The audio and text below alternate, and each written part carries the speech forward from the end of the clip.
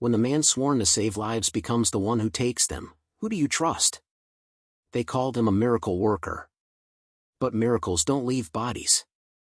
Behind the polished surgical mask and the warm, steady voice, Dr. Arthur Hargrove held a secret so cold, it would freeze the heart of anyone who discovered it. This is the story of how a hospital's most celebrated healer became its most prolific predator, and how one terrified intern risked everything to stop him. Before we dive into the main story, subscribe to our YouTube channel and click on the bell notification button for more interesting videos like this. Dr. Arthur Hargrove was the kind of doctor hospitals bragged about. A surgeon with unmatched precision, a brilliant academic record, and a bedside manner that could melt the fear off any patient's face. He wasn't just respected, he was adored. People traveled across states just for a chance to have him operate on them. But what no one knew was that Dr. Hargrove loved the operating room for a reason far darker than the pursuit of healing. For him, the OR wasn't a place of hope. It was a theater. And he was the director of death. The first deaths were written off as tragic coincidences, unpredictable complications that just happen in medicine. A heart that suddenly gave out. A surgical wound that wouldn't stop bleeding. But the nurses who handed him instruments, the techs who cleaned the blood off the floor, they felt something off. They couldn't pinpoint it, but they sensed it, the icy calm that washed over him when a patient began slipping away. The way his eyes sharpened with fascination instead of concern. No one dared voice their suspicions. Who accuses the hospital superstar? Meanwhile, Dr. Hargrove perfected his artistry, each error a calculated brushstroke. He soon craved more control. More intimacy with death. So he found a new method, silent, undetectable, elegant. For medications. A slightly altered dose here, an extra push there, and suddenly a stable patient spiraled into respiratory failure under his watch. He chose victims like a hunter selects prey, those in pain, those he found annoying, or those whose lives he deemed not worth saving. He stood at their bedside, whispering reassuring words, watching as the monitors began to beep in panic. In those moments, he felt powerful, godlike. And every death fed his hunger. The true horror came when he began collecting trophies. Behind a locked panel in his office wall, nestled among books and certificates, lay rows of carefully arranged photographs. Images of patients moments before their final breath, faces twisted in fear, pain, or confusion. His private museum. His gallery. Each picture was a reminder that he decided who lived, and who didn't. And as the gallery grew, so did his confidence. Around the hospital, whispers turned into quiet dread. Why do so many patients die on his table? Why does he always seem calm after? Nurses avoided eye contact with him. Residents trembled when they scrubbed in. But no one dared speak, not when the most powerful surgeon in the building had a reputation that could end careers with a single complaint. Fear kept him silent. And silence kept him killing. The thread that unraveled everything was barely 24 years old. A new intern named Clara Winters, bright-eyed, anxious, and eager to prove herself. She admired Dr. Hargrove, until one night, while searching for a patient file, she slid open a cabinet in his office she wasn't supposed to open. And found the gallery. A wave of nausea swept through her. Faces stared back. Dozens of them. Cold. Pale. Dead. Clara knew instantly what it meant. And just as quickly, she knew. If he found her here, she wouldn't leave the room alive. Terrified, she closed the compartment and made herself disappear into the hallway like a ghost. Clara couldn't expose him alone. Anyone she told could easily dismiss her, or worse, warn him. But there was one person she trusted, Dr. Elena Morales, a senior physician who had always felt something sinister in Hargrove's perfect facade. Together, they devised a dangerous plan. One mistake, and Clara would end up as the next photo in his gallery. They planted a hidden camera in the operating room before his next procedure, a routine surgery on a patient who had no idea they were being used as bait. Clara's hands trembled as she scrubbed in. This was it. The truth would either be exposed, or buried with her. The camera recorded everything. The steady incision. The calm instructions. The subtle reach toward the syringe, one that contained a dose far too high for any living patient. Clara's voice cracked as she shouted. "Stop! Put down the syringe!" Silence. Then confusion. Then dawning horror. Every eye in the room turned to Dr. Hargrove. And he finally realized, the show was over. The hospital erupted into chaos. Police swarmed the building. Administrators scrambled to protect themselves. Nurses and doctors came forward with stories, things they had seen, heard, or suspected but were too afraid to speak. Dr. Hargrove's mask, crafted over years of lies, shattered into pieces. He was arrested. His office sealed. His gallery exposed. And the world learned the truth: their miracle doctor was a serial killer hiding in plain sight. Months later, the OR where he worked was shut down permanently. Clara passed by it often.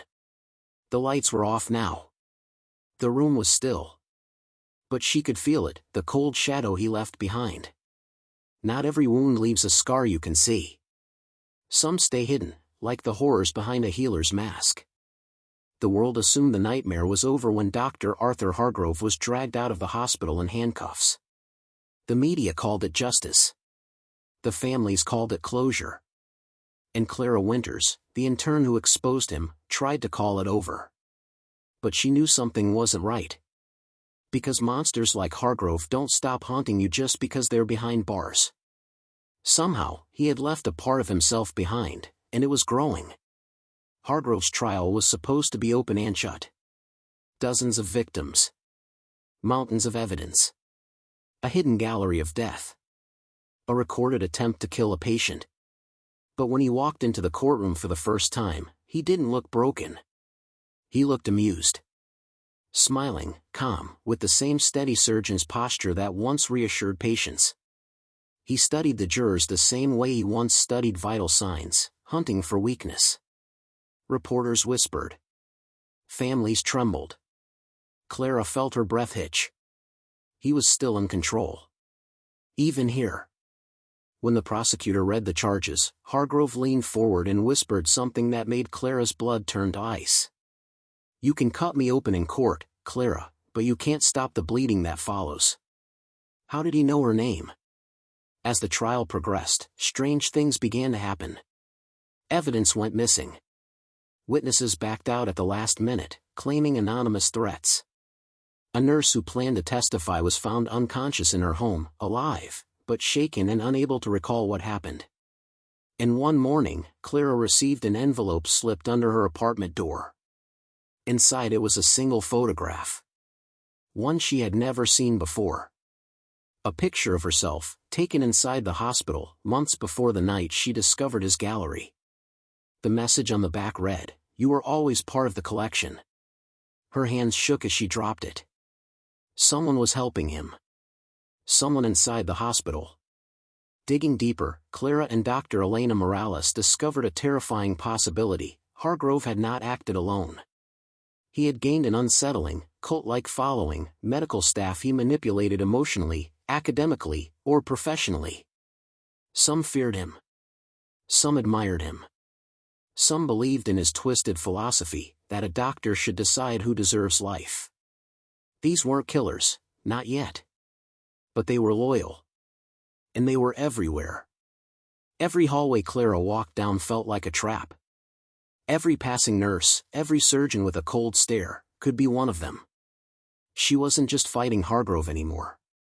She was fighting his legacy. Determined to expose the network, Clara and Dr. Morales obtained permission to monitor his jail phone calls.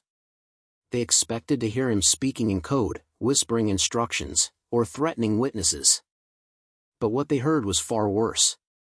He wasn't talking in code. He was teaching. Giving step-by-step explanations of how to manipulate medication pumps. How to alter lab results. How to stage a complication. Calm, patient, instructive. Just as he had taught interns surgical techniques, he was now teaching followers how to kill from behind bars. And then came the final call. The next operation begins soon. She knows who she is. Clara nearly dropped the headphones. He was talking about her. 2 nights before the verdict, the hospital experienced an unexplained power failure. Backup generators kicked in, but not all areas lit up immediately. Clara was working late, reviewing files for the prosecution, when the hallway lights abruptly flickered into darkness. Her heart pounded. Footsteps echoed. Slow. Deliberate. Coming closer. She ducked into an empty supply room, breathing shallowly, praying the person would pass. But then a soft voice whispered outside the door. "Dr. Hargrove sends his regards." A shadow moved across the floor. The doorknob twisted. Clara grabbed a surgical tray, ready to defend herself. And suddenly the lights snapped back on. The hallway was empty. The door hadn't moved. Had someone been there? Or was the stress driving her insane? Clara didn't know. But she did know one thing. She wasn't imagining the fear. On the final day of trial, the courtroom was silent enough to hear a heartbeat. On the charge of first-degree murder, we find the defendant, Arthur Hargrove, guilty. Gasps filled the room. Families cried. Clara felt her knees weaken. But Hargrove didn't flinch. He simply turned, and looked directly at Clara. A slow, chilling smile spread across his face as he mouthed, "It's not over." Then he reached into his jumpsuit pocket. Security lunged. In the chaos that followed, Clara saw a flash of metal, a small blade, smuggled in by someone on the outside. Hargrove slashed at an officer, screaming as they tackled him. The courtroom erupted. Families fled. Officers swarmed. And over the noise, Clara heard him laughing. Laughing.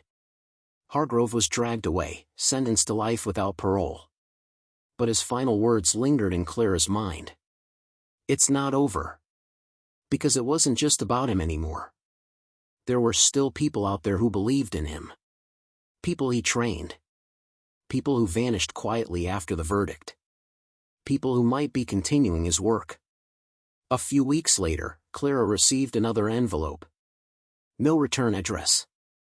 Inside, a photograph of an unfamiliar patient in a hospital bed, lifeless, eyes staring. And beneath it, the words, "A new gallery begins." Her blood ran cold. This wasn't closure. This was the beginning of something far more dangerous. Something that didn't end with the killer doctor, but with the killers he inspired. Want more stories like this?